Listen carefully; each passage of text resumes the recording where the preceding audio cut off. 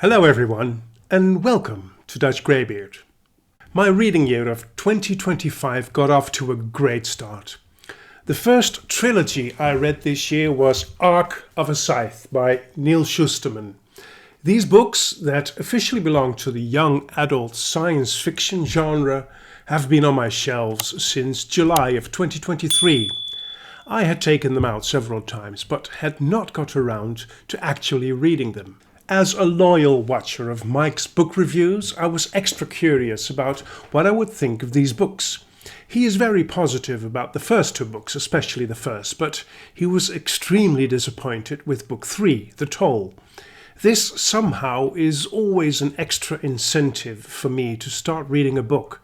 Because Mike keeps his videos spoiler-free, he doesn't go into details, so things could go either way for me. The same thing happened when I read the Broken Earth trilogy by N.K. Jemisin.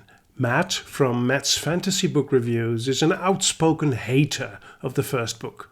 Turns out I was an instant fan of this series. This time around, with the books by Neal Shusterman, I again have a very different opinion than Mike, at least regarding that final book in the series. I flew through the trilogy. Within 2 weeks, I read all 1,600 pages, which is extremely fast for me. Even though the story is divided into 3 books, to me it is one story. This is something I've noticed earlier. Many readers have very different reading experiences of books within a series. Of course, I have the same experience with some series as well. Like within The Wheel of Time, some of the installments were not half as good as others. I also found that Silverthorn, the middle book in the Riftwar saga by Raymond E. Feist, didn't add very much to the main story. So it happens. But overall, I read a trilogy as one story. If my rating of the different books varies, it is never by very much. Like the first trilogy in the Red Rising saga, or the Empire Trilogy, which I've read recently, the Farseer trilogy, and several others. I experience those as one story, and the same thing goes for the Arc of a Scythe. The development of events continue, even though the pages are in different bindings. The way the story progresses in The Toll, to me, is foreshadowed in the first and second book.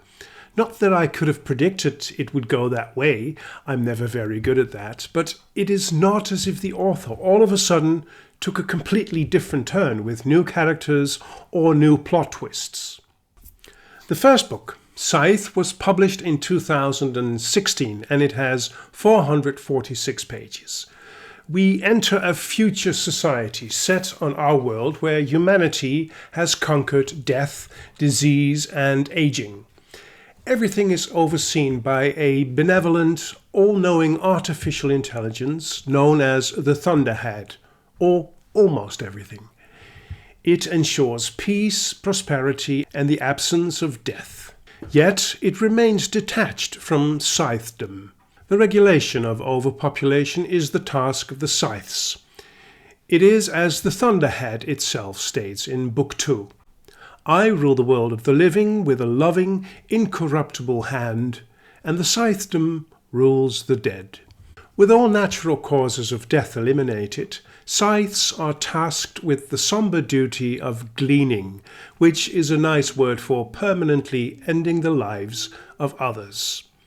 Scythes are chosen and trained to uphold strict ethical codes and to act without bias or malice.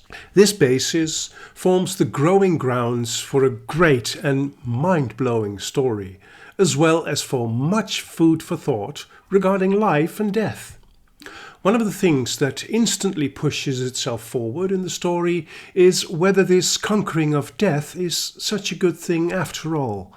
It's obvious that people have lost the will to be passionate about anything anymore. Everyone has a basic income guarantee and practically all jobs are executed by the Thunderhead. The contribution of people to innovation or anything else is marginal, which makes their contribution to society or to life equally small. Art from the so-called mortal age is regarded as far superior to anything that was created after that.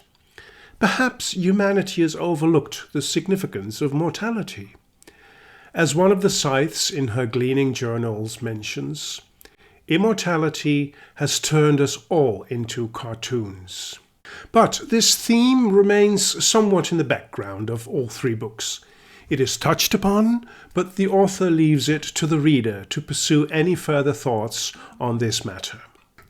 Another issue which is absolutely in the foreground of this trilogy is whether human nature, with our susceptibility to corruption, is at all capable of upholding such ethics as imposed upon the Scythes.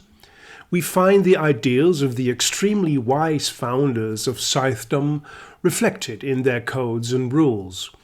Each Scythe follows their 10 commandments, of which the first one states, "Thou shalt kill," and the 10th says, "Thou shalt be beholden to no laws beyond these." There are ethical guidelines, like the rule that a Scythe cannot claim any earthly possessions, or that his or her gleanings are done without bias, bigotry, or malice. Like with all commandments, these 10 also leave room for interpretation. At the beginning of the book, Scythe Faraday meets with Citra Terranova. He is there to glean one of her neighbors. He says that she'd make a good Scythe. Citra recoiled. "I'd never want to be one." "That," he said, "is the first requirement." Together with Rowan Damish, a young man who stood out showing empathy close to a gleaning, Citra reluctantly becomes an apprentice under Scythe Faraday. Scythes, by the way, choose their Scythe names from historical people. This at times results in very funny situations and dialogues, although here and there references to people like Edgar Allan Poe or Dante Alighieri are a bit too forced for my taste. The intended puns in these cases are completely irrelevant to the story. Both Rowan and Citra find themselves entangled in the morally complex and often perilous world of the Scythedom. This world over the last decades has become infiltrated with a new order of Scythes who take a questionable new approach to the ethics of their mission. Their figurehead is Scythe Godard, who lives like a pop star and believes that Scythes are allowed to enjoy gleaning. He is the polar opposite of Scythe Faraday, who believes in the old ways as directed by the founders of Scythedom. This, in very short, is the setting for the trilogy. I want to keep this reading experience free of any spoilers. For some series, like this one, that means that I cannot tell you very much about the story or certain developments. The world building is excellent, although every now and then I wondered about the plausibility of certain things in this supposed utopia. Even though the death rate among humans has dropped dramatically, people still die because of Scythe activity. Because the odds of being gleaned are next to zero, society lives in the assumption that people are immortal. In the second book, the IA explains that one's chance of being gleaned is only 10% over the next 1,000 years. Somehow the work of the Scythes and one's own mortality has gotten completely off the radar of people's experiences. I find that a little bit hard to believe, more so because this triumph over death is not older than 200 or 250 years. But I guess that the sticker of YA is enough excuse for these minor glitches. It is important to realize that even though Scythes are operative, population growth is still off the charts. This is balanced by the Thunderhead's ability to provide for an ever-increasing population. Still, there are limits to this, which the Thunderhead explains somewhere in the second book. I do foresee a time when population growth will need to reach an equilibrium. Zero growth, one person dying for every person born. Even with an incremental increase in gleaning quotas, humanity will reach its maximum sustainable population in less than a century. Currently, there are 12,187 scythes in the world, each gleaning 5 people per week. However, in order to bring about zero population growth, once humanity reaches the saturation point, it would require 394,429 scythes, each gleaning 100 people per day. Then why, one might ask, don't people try colonizing other planets in our galaxy? This has been tried before, but has failed each time miserably, killing many. The Thunderhead has taken this option off of its list of possibilities. The story is compelling and fast-paced. When, for reasons that are too spoilery to mention here, Rowan comes under the apprenticeship of Scythe Godard, things take a dramatic turn. He truly becomes a killing machine and finds it increasingly hard to resist the allure of Godard's point of view. Again, food for thought, which makes us wonder about the human condition. Are we an intricately bad or weak species, or are looks deceiving? Or is it simply impossible to say these kinds of generic things about an entire species? The way Scythe and Rowan develop into their apprenticeships is central to the story of this first book. Scythe is independent and driven by a strong sense of justice, while Rowan is compassionate and empathic. It's obvious that themes about the future of Scythedom, or on an even larger scale the future of humanity, are about to be explored in the next books. I was constantly underlining sentences and whole paragraphs, but much of it enters spoiler territory. I rated Scythe with 91 points out of 100. The ending of this book is great, and straight after finishing the final page, I read on in Thunderhead, the second book. After the huge event at the end of book 1, Rowan and Scythe each go their separate way. Next to them and several scythes, a new character is introduced in this book. Grayson Tolliver, a seemingly ordinary student, becomes a key figure in the Thunderhead's plans. He eventually bridges the gap between the Thunderhead and Scythedom.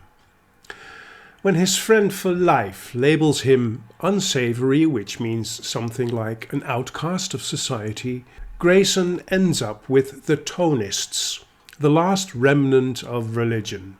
We have met this sect in the first book, and they are strange to say the least. Faith is one of the unfortunate casualties of immortality. The religion of the Tone cult, if it can be called that at all, is based on sound and sound only. The followers believe in the Great Resonance, a living vibration audible to human ears that will unify the world like some sort of messiah. It's just that no one really knows what that means. The creation of the Thunderhead gives Neal Shusterman limitless possibilities. But because there is a strict rule which states that the Thunderhead cannot interfere with anything Scythe-related, the AI is forced to be inventive in order to prevent the downfall of humanity. The story moves forward to its dramatic and impressive culmination on the so-called City of the Enduring Heart. This floating metropolis in the Atlantic Ocean is the seat of power of Scythedom. In getting there, the characters are caught up in schemes and plots that are excellently thought through and depicted in this book. Shusterman is an absolute master of suspense. In the first book, the chapters are preceded by diary entries from scythes. In Thunderhead, the chapter preludes are from the Thunderhead itself. These are without exception intriguing and an open invitation to ponder the bigger questions. About AI, its omnipresence and its omnipotence, or about divinity. In one prelude, the Thunderhead wonders if he might be called the creator or perhaps even God. How ironic then, and how poetic, that humankind may have created the Creator out of want for one. Man creates God, who then creates man. Is that not the perfect cycle of life? But then, if that turns out to be the case, who is created in whose image? I love these kind of mind games on universal issues. Another entry of the Thunderhead, which I love. I can communicate in 6,909 living and dead languages. I can have more than 15 billion simultaneous conversations and be fully engaged in every single one. I can be eloquent and charming, funny and endearing, speaking the words you most need to hear at the exact moment you need to hear them. Yet, even so, there are unthinkable moments where I can find no words in any language, living or dead. And in those moments, if I had a mouth, I might open it to scream. The way the Thunderhead operates raises questions about the role of artificial intelligence in society and the potential benefits and drawbacks of a system where an AI holds ultimate authority. Shusterman explores the ethical implications of such a system, prompting readers to consider the balance between benevolent oversight and individual autonomy. There are also many beautiful lines that express thoughts or ideas that are worth quoting, but in this case, in my mission to avoid spoilers, I will restrict myself to only one. One of the good Scythes says, "The harder you scrutinize randomness, the more coincidence seems like design." The end of this book is even more thrilling than that of Book 1. The evil plans of the antagonist, Scythe Godard, come to fruition in an apocalyptic finale. Thunderhead got 93 points out of 100 for me. The scope of this riveting story is bigger, and it is written in eloquent prose and is innovatively composed with many POVs and narration styles. Again, I immediately picked up the third book, The Toll. In this third book, the many threads spun in the previous two are masterfully tied together. Not a disappointment in the slightest, on the contrary. The world is left in turmoil after the events of Thunderhead, and our protagonists are engaged in what at first seems to be a secondary activity. But, from the get-go, the reader knows there is much more behind their actions than meets the eye. There is the mystery of the founding members of Scythedom, who apparently devised a failsafe in case Scythedom went off on the wrong track, which is exactly what's happening. We only don't know what that failsafe is until the very end. There is so much going on in this book, and much of it has an Indiana Jones vibe to it. Characters are exploring unknown parts of the world and are finding extraordinary remnants of a distant past from before immortality. During my read of Book 3, I wondered multiple times what problems Mike from Mike's Book Reviews must have encountered during his read. I experienced a masterful continuation of the story set in the previous two books. Things that were alluded to in the other books are picked up here in a natural way. The main protagonists keep on playing pivotal roles, and the conclusion of it all is highly rewarding. One of the most interesting characters in this book is Captain Jericho Soberanis, originally from Madagascar, whose inhabitants don't choose their gender until a certain age.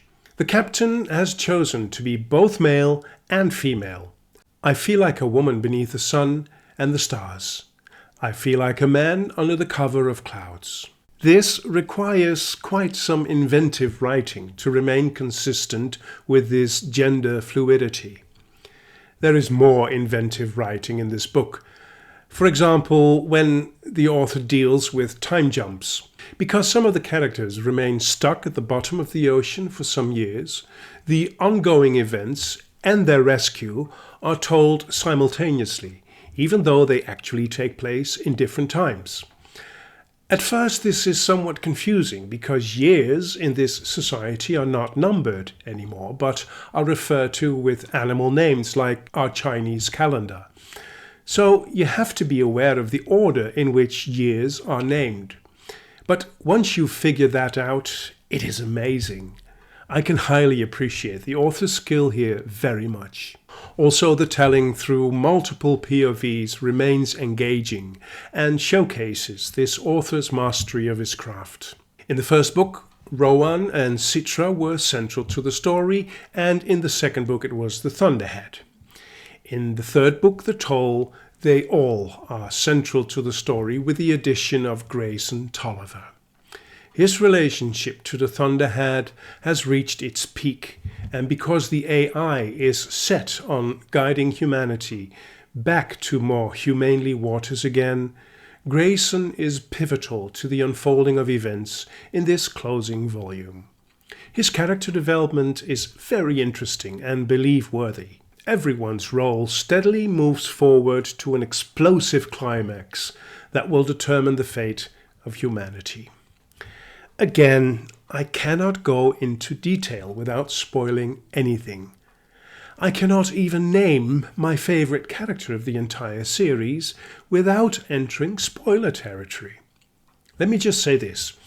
This character, to me, shows the most surprising development from extreme lows to extreme highs, while along the way gaining new insights into the meaning of all of our toiling. After the end tune of this video, I will give you the name of this character. Again, hats off to the author. At certain points in the story, I was strongly reminded of our own society, where populism and the coming into power of people like Donald Trump or Geert Wilders in my own country.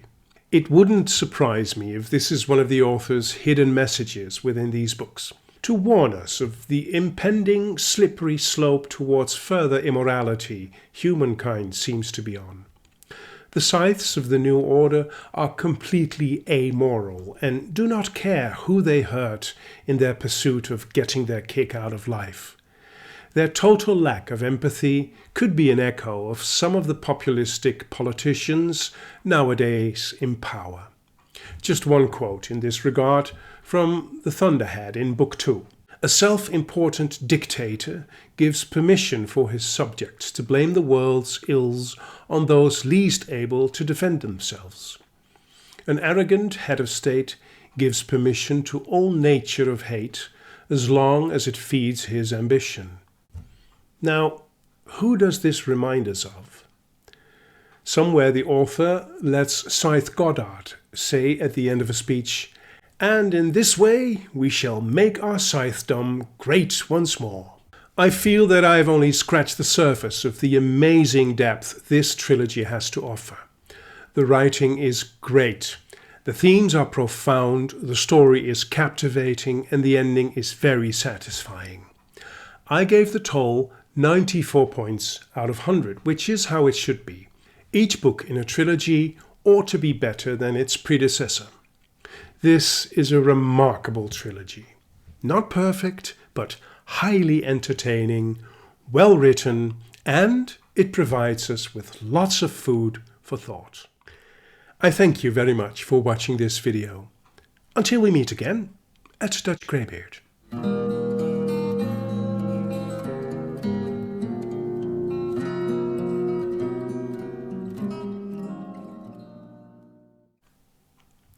Oh yes, before I forget, my favorite character of the entire series is Scythe Faraday, whose real name actually is Gerald van der Gans, which sounds rather Dutch to me.